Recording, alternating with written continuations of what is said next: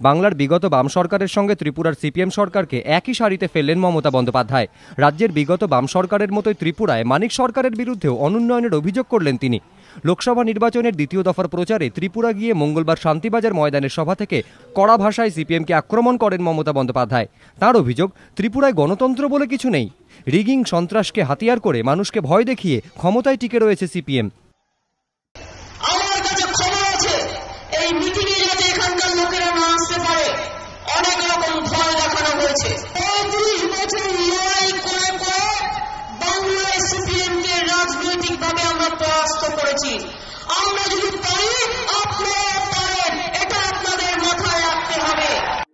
বিরোধী ভোট ভাগাভাগি রুখতে কংগ্রেসকেও আক্রমণ করেন মমতা।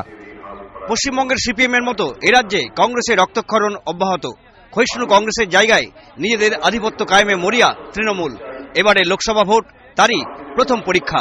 এদিনের জনসভা থেকে এই বার্তা দিলেন মমতা বন্দ্যোপাধ্যায়। বাংলার মতো ত্রিপুরাতেও কংগ্রেসের সঙ্গে সিপিএম এর গোপন বোঝাপড়ার অভিযোগ করেন তৃণমূল নেত্রী। কংগ্রেসের কথা ছেড়ে দিন, সিপিএম কংগ্রেস বিজেপি এখানে একদম এক। দেখবেন 100টা লাল পতাকা, একটা বিজেপি পতাকা, একটা কংগ্রেসের পতাকা, ওটাও সিপিএম লাগিয়ে দিয়ে যাচ্ছে, আমি দেখতাম কংগ্রেসের নেতারা এখানে সিপিএম এর সাথে হাত মিলিয়ে পুরো রাজ্যটা সিপিএম কে বিক্রি করে দিয়েছে প্রায়। তখন থেকে আমার মনে খুব যন্ত্রণা হতো, বাংলাটাও তাই করেছিল। সংখ্যালঘুদের উদ্দেশ্যে মমতা বন্দ্যোপাধ্যায়ের বার্তা, এবার বিজেপিকে একমাত্র তৃণমূলই ঠেকাতে পারবে, কংগ্রেস নয়।